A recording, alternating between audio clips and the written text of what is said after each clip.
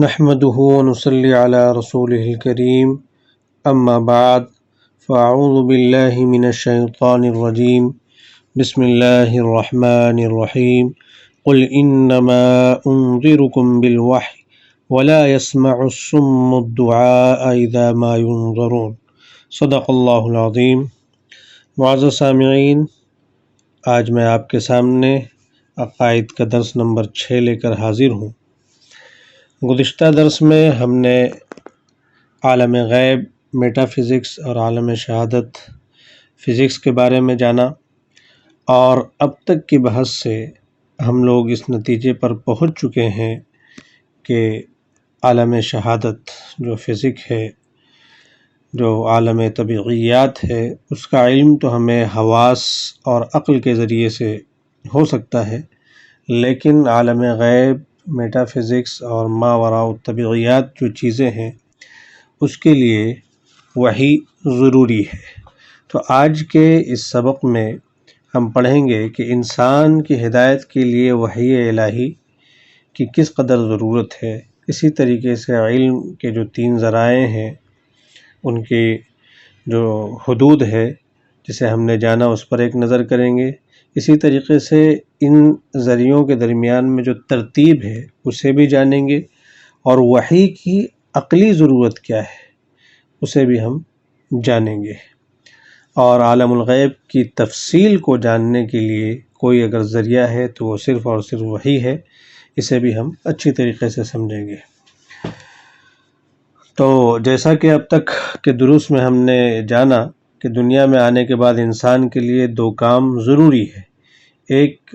تو یہ کہ وہ اس کائنات، اس یونیورس اور اس میں پیدا کی ہوئی چیزوں سے ٹھیک ٹھیک کام لے، اور دوسرے یہ کہ وہ اس کائنات کو استعمال کرتے ہوئے اللہ تعالیٰ کے احکام کو مد نظر رکھے، اور کوئی ایسی حرکت نہ کرے جو اللہ تبارک و تعالیٰ کی مرضی کے خلاف ہو۔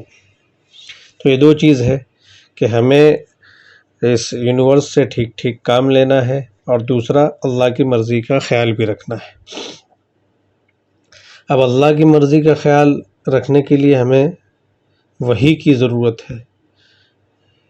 انسان کی ہدایت کے لیے وحی الہی ایک ناگزیر ضرورت ہے۔ اب اس سے واضح ہو گیا کہ وحی انسان کے لیے وہ اعلیٰ ترین ذریعہ علم ہے جو اسے اس کی زندگی سے متعلق ان سوالات کا جواب مہیا کرتا ہے، دیتا ہے، جو عقل اور حواس کے ذریعے حل نہیں ہو سکتے، جن کو ہمارے سینسز اور ہماری عقل جہاں تک نہیں پہنچ سکتی، لیکن ان کا علم حاصل کرنا اس کے لیے ضروری ہے۔ اس سے یہ بھی واضح ہو جاتا ہے کہ صرف عقل اور مشاہدہ انسان کی رہنمائی کے لیے کافی نہیں، بلکہ اس کی ہدایت کے لیے وحی الہی ایک ناگزیر ضرورت ہے۔ اور چونکہ بنیادی طور پر وحی کی ضرورت پیش ہی اس جگہ آتی ہے جہاں عقل کام نہیں دیتی، اس لیے ضروری نہیں ہے کہ وحی کی ہر بات کا ادراک عقل سے ہو ہی جائے۔ ہر چیز جو احکام الہی ہے، جو اللہ تبارک تعالیٰ نے فرمایا ہے عقائد کے تعلق سے، بہت سارے احکامات، وہ ہماری عقل میں آ ہی جائے۔ بلکہ جس طرح کسی چیز کا رنگ معلوم کرنا عقل کا کام نہیں ہے بلکہ حواس کا کام ہے، ہمارے سینس کا کام ہے، اسی طرح بہت سے دینی عقائد کا علم عطا کرنا بھی عقل کے بجائے وحی کا منصب ہے اور اس کا کام ہے، اور ان کے ادراک کے لیے نیری عقل، صرف عقل پر بھروسہ کرنا درست نہیں۔ جیسا کہ ہم نے جانا، علم کے 2 ذرائع کو اب تک ہم نے پڑھا ہے، حواس خمسہ، سینس اور عقل، اور اس کے حدود، اس کے لمیٹیشن کو ہم نے جانا۔ اب آگے جو ہے یہ جو تیسری چیز جو علم کے کا سب سے مضبوط اور سب سے ضروری ذریعہ ہے، وہ وحی ہے۔ تو اس طریقے سے علم کے ذرائع 3 ہو گئے، ایک تو حواس خمسہ، دوسرے نمبر پر عقل، اور تیسرے نمبر پر وحی۔ تو اللہ تعالیٰ نے انسان کو پیدا کرنے کے ساتھ ساتھ 3 چیزیں ایسی پیدا کی ہیں جن کے ذریعے اسے مذکورہ باتوں کا علم حاصل ہوتا رہے۔ ایک انسان کے حواس یعنی آنکھ، کان، منہ اور ہاتھ پاؤں، دوسری عقل، اور تیسری وحی۔ چنانچہ انسان کو بہت سی باتیں اپنے حواس کے ذریعے معلوم ہو جاتی ہیں، بہت سی عقل کے ذریعے، اور جو باتیں ان دونوں ذرائع سے معلوم نہیں ہو سکتی، اس بات کو ذہن میں بیٹھائیں کہ جو باتیں ہماری سینس ہمارے حواس خمسہ اور عقل سے نہیں معلوم ہو سکتی، وہ باتیں علم وحی کے ذریعے عطا کیا جاتا ہے۔ تو جب ظاہر سی بات ہے جو عقل سے جو چیزیں نہیں معلوم ہو سکتی ہیں وہ وحی کے ذریعے سے ہم جان رہے ہیں، تو پھر جو وحی احکام اور عقائد ہیں ان کا ادراک ہماری عقل کہاں سے کر سکتی ہے؟ تو ذرائع علم میں ترتیب بھی ہے، جو 3 ذریعہ ہے، تو اس میں کیا ترتیب ہے اس کو ہم دیکھتے ہیں کہ علم کے ان تینوں ذرائع میں ترتیب کچھ ایسی ہے کہ ہر ایک کی ایک خاص حد اور لمٹ ہے اور مخصوص دائرہ کار ہے جس کے آگے وہ کام نہیں دیتا۔ چنانچہ جو چیزیں انسان کو اپنے حواس سے معلوم ہو جاتی ہیں ان کا علم میری عقل سے نہیں ہو سکتا۔ مثال کے طور پر ایک دیوار کو آنکھ سے دیکھ کر آپ کو یہ علم ہو جاتا ہے کہ اس کا رنگ کیا ہے، سفید ہے، لیکن اگر آپ اپنی آنکھوں کو بند کر کے صرف عقل کی مدد سے اس دیوار کا رنگ معلوم کرنا چاہیں تو یہ ناممکن ہے۔ اسی طرح جن چیزوں کا علم عقل کے ذریعے حاصل ہوتا ہے وہ صرف حواس سے معلوم نہیں ہو سکتی۔ مثلاً آپ صرف آنکھوں سے دیکھ کر یا ہاتھوں سے چھو کر یہ پتہ نہیں لگا سکتے کہ اس دیوار کو کس انسان نے بنایا ہے، بلکہ اس نتیجے تک پہنچنے کے لیے عقل کی ضرورت ہے۔ لہٰذا جہاں تک حواس خمسہ کام دیتے ہیں وہاں تک عقل کوئی رہنمائی نہیں کرتی، اور جہاں حواس خمسہ جواب دے دیتے ہیں وہیں سے عقل کا کام شروع ہو جاتا ہے، جن کا علم نہ حواس کے ذریعے حاصل ہو سکتا ہے اور نہ عقل کے ذریعے۔ مثلاً اسی دیوار کے بارے میں یہ معلوم کرنا کہ اس کو کس طرح استعمال کرنے سے اللہ تعالیٰ راضی اور کس طرح استعمال کرنے سے ناراض ہوگا، یہ نہ حواس کے ذریعے ممکن ہے نہ عقل کے ذریعے۔ اس قسم کے سوالات کا جواب انسان کو دینے کے لیے جو ذریعہ اللہ تعالیٰ نے مقرر فرمایا ہے اسی کا نام وحی ہے۔ تو ہم سمجھ گئے کہ جو اللہ کی مرضیات ہے اور جو احکامات ہیں، جو چیزیں ہیں، اللہ تبارک تعالیٰ نے جو بتایا ہے کہ اس دنیا میں ہم کو کس طریقے سے رہنا ہے، اس کے چیزوں کو کس طریقے سے استعمال کرنا ہے، تو اس کا جواب جو ہمیں ملتا ہے اس ذریعہ کو اس کے لیے جو اللہ تبارک نے طریقہ کار مقرر کیا ہے اس کا نام وحی ہے۔ اور اس کا طریقہ یہ ہوتا ہے کہ اللہ تعالیٰ اپنے بندوں میں سے کسی کو منتخب فرما کے، کسی کو چن کر اسے اپنا پیغمبر میسنجر قرار دیتا ہے اور اس پر اپنا کلام نازل فرماتا ہے۔ اسی کلام کو وحی کہا جاتا ہے۔ تو اس چیز کو اچھے طریقے سے اپنے ذہن میں بیٹھا لیا جائے۔ وحی کی عقلی ضرورت کیا ہے؟ وحی کی عقلی ضرورت یہ ہے کہ اس کے امکان اور حقیقی وجود کو سمجھنا کچھ مشکل نہیں۔ اگر آپ اس بات پر ایمان رکھتے ہیں کہ یہ کائنات ایک قادر مطلق نے پیدا کی ہے، کہ یہ جو پورا یونیورس جو چل رہا ہے وہ ایک ہی ایسے پاورفل ذات کا پیدا کیا ہوا ہے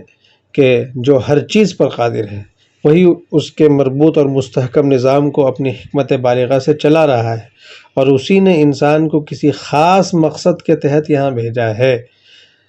کہ یہ دنیا اصل نہیں ہے، یہاں ہم امتحان اور آزمائش کے لیے آئے ہیں، ایک خاص مقصد کے تحت یہاں بھیجا ہے۔ تو پھر یہ کیسے ممکن ہے کہ اس نے انسان کو پیدا کرنے کے بعد اسے بالکل اندھیرے میں چھوڑ دیا ہو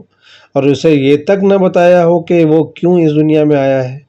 یہاں اس کے ذمے کیا فرائض ہیں، اس کی منزل مقصود کیا ہے، اسے کہاں پہنچنا ہے، کیا کرنا ہے، اور وہ کس طرح اپنے مقصد زندگی کو حاصل کر سکتا ہے۔ تو جب ایک مقصد کے لیے بھیجا ہے اور وہ بھی ایسی ذات نے جس کی حکمت بالغہ ہے، تو وہ ایسے ہی بھیج کر کے کیسے چھوڑ سکتا ہے؟ دیکھیں، عام مثال ہے کہ کوئی شخص جس کے ہوش و حواس سلامت ہوں، دماغ عقل سب کام کرتی ہو،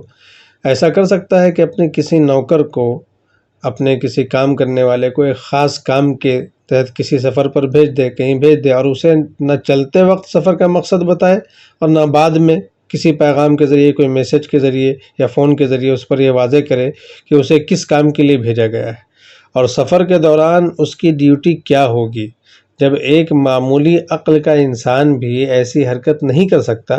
تو آخر اس خداوند قدوس کے بارے میں یہ تصور کیا جا سکتا ہے جس کی حکمت بالغہ سے کائنات کا یہ سارا نظام چل رہا ہے، کہ یہ آخر کیسے ممکن ہے کہ جس ذات نے چاند کو، سورج، آسمان، زمین، ستاروں اور سیاروں، تمام گلیکسیز اور جو کہکشائیں ہیں کا ایسا محیر العقول کہ عقل بالکل شدر اور حیران ہے کا نظام پیدا کیا وہ اپنے بندوں تک پیغام رسانی کا کوئی ایسا انتظام بھی نہ کر سکے جس کے ذریعے انسانوں کو ان کے مقصد زندگی سے متعلق ہدایت دی جا سکے؟ اگر اللہ تعالیٰ کی حکمت بالغہ پر ایمان ہے تو پھر یہ بھی ماننا پڑے گا کہ اس نے اپنے بندوں کو اندھیرے میں نہیں چھوڑا، بلکہ ان کی رہنمائی کے لیے کوئی باقاعدہ نظام ضرور بنایا ہے۔ بس رہنمائی کے اسی باقاعدہ نظام کا نام وحی و رسالت ہے۔ اس سے صاف واضح ہو جاتا ہے کہ وحی محض ایک دینی اعتقاد ہی نہیں بلکہ ایک عقلی ضرورت بھی ہے، جس کا انکار در حقیقت اللہ تعالیٰ کی حکمت بالغہ کا انکار ہے۔ اس اتنی صاف بات سے ہم سمجھ گئے کہ وحی کیا ہے اور اس کی ضرورت کیوں ہے، اور عقل سے ہم ہر چیز کو نہیں سمجھ سکتے، اور اس دنیا میں ہم ایک مقصد کے تحت بھیجے گئے ہیں، اور وہ مقصد کو بتانے والی جو چیز ہے یہی وحی ہے جو آپ ہمارے سامنے قرآن اور نبی پاک علیہ الصلوۃ والسلام کے فرامین کی صورت میں موجود ہے۔ اللہ تبارک و تعالی ہم سب کو عمل کی توفیق عطا فرمائے۔ سبحان اللہ و بحمدہ، سبحانک اللہم و بحمدک، نشہد ان لا الہ الا